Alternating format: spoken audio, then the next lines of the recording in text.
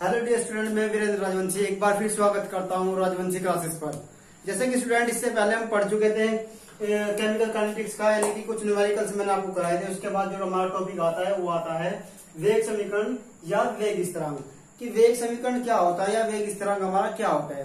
देखो, इसमें हम टॉपिक में सिंपल सी बात जानेंगे कि जब भी कोई रासायनिक अभिक्रिया अगर दिशा में होती है, अगर दिशा मतलब फॉरवर्ड डायरेक्शन में, ठीक है नहीं, तब समय के साथ साथ अभिकारकों की सांद्रता घटती है। डेफिनेटली बात है कि जब वो अभिक्रिया अगर दिशा में होगी तो अभिकारकों की जो सांद्रता है वो घटेगी और उत्पादों की सांद्रता क्या हो जाएगी, वहां पर बढ़ जाएगी।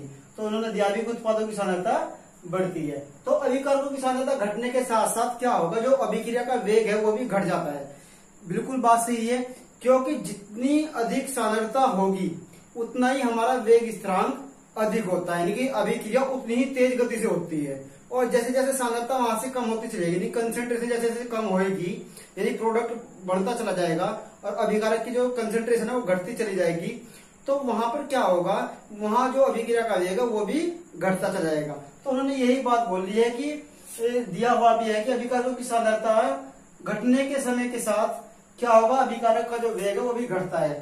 और जब ये कह रहा है कि भाई समय के साथ जैसे समय वहां गुजरेगा और अभिकारक की जो सांद्रता वो घटती जाएगी, तो अभिक्रिया का जो वेग है वो भी घट जाएगा। अगर यहाँ पर सांद्रता बढ़ जाए अभिकारक की, तो वहां पर क्या होगा, हमारा वेग स्थिरांक बढ़ जाता है, यानी अभिक्रिया का जो वेग है वो बढ़ जाता है। ठीक है, तो मान लिया हमें एक रिएक्शन दे दिया, हमने ये मान लिया कोई सपोज कि एक रिएक्शन है, यानी A इंटू ए, यानी कि जो ये A है, जो A क्या रिप्रेजेंट कर रहा है, यो A रिप्रेजेंट कर रहा है कि यो इस अभिकारक की सांद्रता है। ठीक है, B इंटू बी, यानी अब ध्यान देंगे यो इसकी सांद्रता है। ऐसे ये सबकी कंसेंट्रेशन दी हुई है यहाँ पर, ठीक है नहीं, C से पहले C है तो इसकी कंसेंट्रेशन है, D से पहले D है तो ये इसकी कंसेंट्रेशन है। इसके बाद अब हमने 11th क्लास में पढ़ा होगा द्रव्यानुपातिक क्रिया नियम, नहीं, तो हम उसी नियम से चलेंगे। तो वहां हमने पढ़ा था कि वेग समानुपाती होता है, जो हमें रिएक्टेंट दिए हैं उनकी पावर के गुणनफल के समानुपाती होता है। तो वही यहाँ पे हमने करके दिखाया है कि जितने हमें अभिकारक है वो हमने यहाँ पे ले लिया, उनकी जो कंसेंट्रेशन है वो उसकी पावर में चली गई। ठीक है, और इसके बाद जब इसको हमने सोल्व किया तो यहाँ पे क्या वेग बराबर के इंटू ए की पावर ए और बी की पावर डी, यानी जहां पर के क्या हो गया आपका एक वेग स्थिरांक है। तो यहां तक हमने समझ लिया। एक बार फिर रिकॉलिंग पर लेकर आते हैं। अब देखो निकल, जब भी कोई रासायनिक अभिक्रिया है कि वो अगर दिशा में होती है, फॉरवर्ड डायरेक्शन में हो जाती है, तो वहां पर क्या करें कि समय के साथ साथ जो अभिकारक की जो सांद्रता है वो घटेगी। अब देखो सिंपल सी बात में पहले ही बता रहा था कि जैसे रिएक्शन फॉरवर्ड डायरेक्शन में होगी तो क्या है, अभिकारक की सांद्रता घटती जाएगी। भाई अभिकारक की सांद्रता घटेगी तभी तो वहां पर प्रोडक्ट बनेगा, उत्पाद तभी तो बनेगा, तो उत्पाद की सांद्रता क्या है, बढ़ती है। ठीक है नहीं, अब उन्होंने ये भी कहा है कि जैसे जैसे समय वहां पर गुजरेगा तो वहां पर समय गुजरने के बाद है कि अभिकारक की सांद्रता घटती जाएगी। अब जितनी अभिकारक की सांद्रता घटती जाएगी उतना ही अभिक्रिया का जो वेग है वो भी घट जाएगा। और यदि सिंपल सी बात है, यदि आप ध्यान दो, अभिकारक जो है, अभिकारक की सांद्रता जितनी हाई होगी तो अभिक्रिया का जो वेग है वो भी उतना ही हाई होगा। ठीक है नहीं, मैंने आपको बताया कि जैसे कि ये रिएक्शन दी भी थी, अभी आपको समझाया कि A into A plus B into B plus arrow C into C plus और D इंटू डी। ठीक है नहीं, अब यहाँ पर क्या है कि ये कोई रिएक्शन हमें दे दी और जो A B C और D, ये स्मॉल वाले जो लेटर है, ये क्या रिप्रेजेंट कर रहे हैं, ये प्रेजेंट कर रहे हैं कि ये इसकी कंसेंट्रेशन है। और फिर हमने क्या किया कि द्रव्यानुपातिक क्रिया नियम से लगाया और वहां से उस रिएक्शन का हमने वेग काउंट कर लिया, यानी मन से हमने उसका वेग क्या कर लिया, फाइंड आउट कर लिया। ठीक है, और मैंने यहाँ पे बताया भी हो गया, और मैंने यहाँ पर आपको बताया भी है कि जो K है, K क्या है, एक वेग स्थिरांक है। तो इससे पहले हम पढ़ चुके थे कि अभिक्रिया का वेग है, यानी कि अभिक्रिया का वेग हमने निकाल लिया था और वहां पे बताया भी था कि जो K था आपका वो K क्या था, वेग स्थिरांक था। अब हम कह रहे हैं कि जो वेग स्थिरांक है उसके से रिलेटेड कुछ महत्वपूर्ण बिंदु है और वो जो महत्वपूर्ण बिंदु है अब उनके बारे में जान लेते हैं। तो यहाँ लिखा हुआ है कि जो K का मान है अभिकारकों की सांद्रता पर निर्भर नहीं करता। तो पहला ही पॉइंट दिया है कि जो K का जो मान है वो अभिकारक की जो सांद्रता है, जो कंसेंट्रेशन है, वो इस पर डिपेंड नहीं करता। क्योंकि देखो अब वहां डिपेंड कौन कर रहा था, डिपेंड कर रहा था सिर्फ ओनली अभिक्रिया का वेग। ठीक है नहीं, वेग स्थिरांक नहीं कर रहा था। ठीक है, इसके बाद पॉइंट नंबर सेकंड की बात करेंगे तो पॉइंट नंबर सेकंड में दिया है कि के का जो मान है वो ताप बढ़ने पर बढ़ता है, यानी कि जैसे ही ताप बढ़ेगा तो के का मान जो होगा वो बढ़ जाएगा, यानी के क्या है हमारा यहाँ पर वेग स्थिरांक है। फिर नेक्स्ट पॉइंट नंबर थर्ड, के का मान उस तरह की उपस्थिति में बढ़ता है, यानी कि जैसे ही कोई कैटलिस्ट का हम यूज करेंगे तो वहां जो वेग स्थिरांक है हमारा वो बढ़ जाता है, ठीक है नहीं। इसके बाद हम बात करते हैं पॉइंट नंबर 4 की कि के का मान अधिक होने पर अभिक्रिया तेज होती है। डेफिनेटली बात है कि जैसे वेग स्थिरांक अधिक होगा तो जो हमारी अभिक्रिया है वो बहुत तेजी के साथ होगी, और अगर यदि कम है तो अभिक्रिया धीमी होगी, ठीक है नहीं।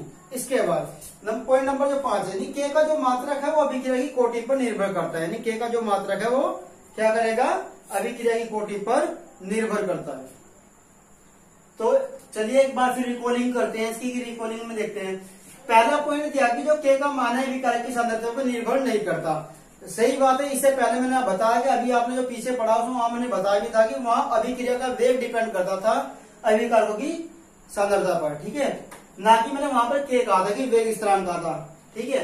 अब पॉइंट नंबर सेकंड कह रहा है कि जैसे जैसे ताप वहां पर बढ़ेगा तो वेग स्थिरांक भी वैसे वैसे बढ़ता है, ठीक है। उसके बाद पॉइंट नंबर जो आपका थर्ड है, इन्होंने कहा कि यदि कोई उत्प्रेरक किसी अभिक्रिया में प्रेजेंट है तो वहां क्या होगा, जो उत्प्रेरक का मान है सॉरी वेग का जो वेग स्थिरांक का जो मान है वो बढ़ता है, ठीक। इसके बाद पॉइंट नंबर 4 जो दिया है कि के का मान अधिक होने पर अभिक्रिया की जो गति होती है वो तेज हो जाती है।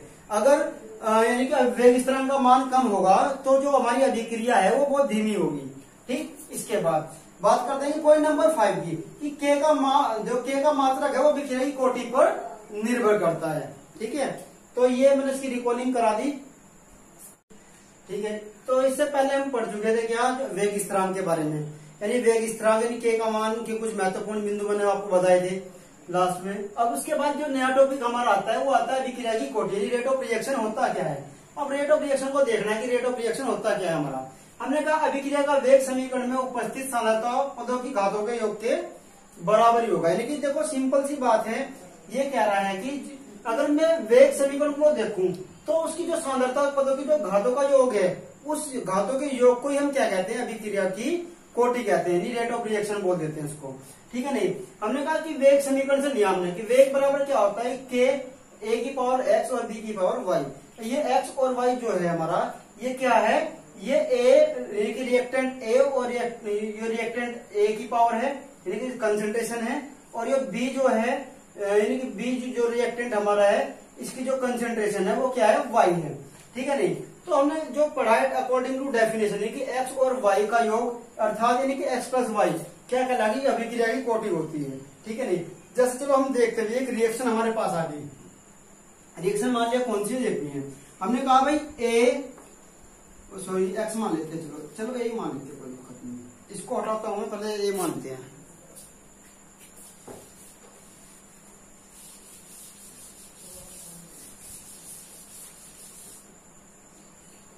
तो यहां करते हैं बात, ठीक है। इसके बाद सपोज हमने माना कोई रिएक्शन ये आ गई कि a into A plus B into B plus arrow, इसके बाद हमने कहा सी इंटू सी plus d into d plus, ये कोई एक रिएक्शन है।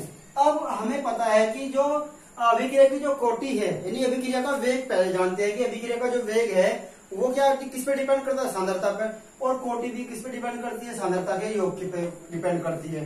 यानी अब सांद्रता यहाँ भी है और सांद्रता इधर भी है, लेकिन इस बात को आपको याद रखना है कि ओनली किस पर डिपेंड करती है, अभिकारक जो यानी कि जो हमारे रिएक्टेंट है सिर्फ उनकी कंसंट्रेशन पे ही डिपेंड है, यानी जो हमारे रिएक्टेंट है उनकी जो कंसंट्रेशन का जो योग होगा वही क्या कहलाएगा, हमारा अभिक्रिया की कोटि कहलाएगा, यानी रेट ऑफ रिएक्शन कहलाएगा। अब यहाँ पर देखो यदि मुझे निकालना है क्या है कि अब रिएक्शन मान लिया तो कोई थी हमने, यानी कि मान लिया कि वेग बराबर यानी कि यहाँ हो जाएगा के और ए की पावर देखते हैं ए और बी की पावर बी, ठीक। अब अगर हम निकाले हैं अभिक्रिया की कोटि यहाँ पर, तो अभिक्रिया की कोटि शॉर्ट फॉर्म में लिखा हूं कोटि यानी रेट ऑफ रिएक्शन, तो इन दोनों पावर का जो सम होगा उसे हम क्या कह देंगे, उसको हम बोल देंगे अभिक्रिया की कोटि, ठीक है नहीं। अब कोई भी रिएक्शन है, सपोज यहाँ इनकी पावर ए एक होती, दो होती, तो हम क्या करते हैं 1+2, तो यहाँ पर अभिक्रिया कोटि थर्ड, एक और तीसरे कोटि की अभिक्रिया हो जाती है आपकी। ठीक है, इसके बाद कोई भी रिएक्शन ऐसे आती है, यानी जितने मोल हम लेंगे यहाँ पर, जितनी कंसेंट्रेशन हम लेंगे, उन दोनों रिएक्टेंट, 2 रिएक्टेंट हो, 3 रिएक्टेंट हो, उन तीनों यानी कि जो उनका जो योग होगा वही क्या कहलाएगा, हमारा अभिक्रिया की कोटि कहलाएगी। तो हम पढ़ चुके थे अभिक्रिया की कोटि यानी रेट ऑफ रिएक्शन, तो हम पढ़ चुके थे। अब यानी कि रेट ऑफ रिएक्शन से जो कुछ जुड़े जो महत्वपूर्ण बिंदु है, और उन महत्वपूर्ण बिंदु के बारे में हम पढ़ते हैं।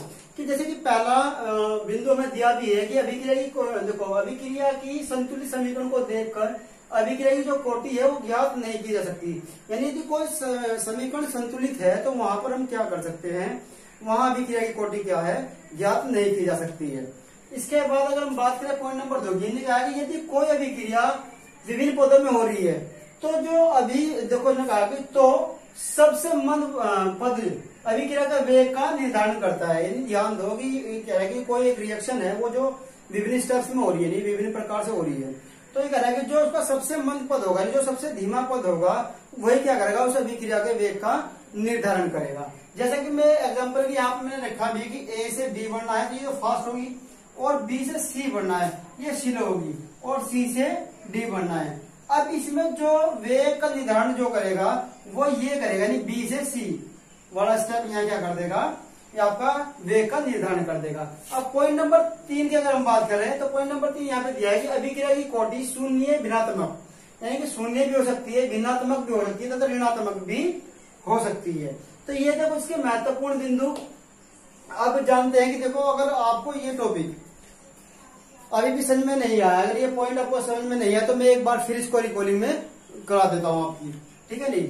तो यहाँ पे करते देखो कैसे कि अभिक्रिया की जो संतुलित समीकरण को देखकर अभिक्रिया की जो कोटि है इसको हम ज्ञात नहीं कर सकते। देखो एक सिंपल सी बात है, कंसेंट्रेशन इधर भी उतनी है उधर भी, यानी पूरी समीकरण क्या है वो संतुलित है, तो वहां क्या होगा, जो अभिक्रिया है यानी कि उसकी जो अभिक्रिया की जो कोटि है हम उसको ज्ञात नहीं कर सकते। सिंपल सी बात, अगर कंसेंट्रेशन रिएक्टेंट की ज्यादा होगी और तो तभी तो हम क्या करेंगे, अभिक्रिया की कोटि ज्ञात कर सकते हैं, उससे पहले हम नहीं कर सकते, क्योंकि जो अभिक्रिया की जो कोटि है वो डिपेंड करती है अभिकारक के जो सांद्रता है उसके ऊपर, ठीक है नहीं। तो ये पहला पॉइंट तो ये।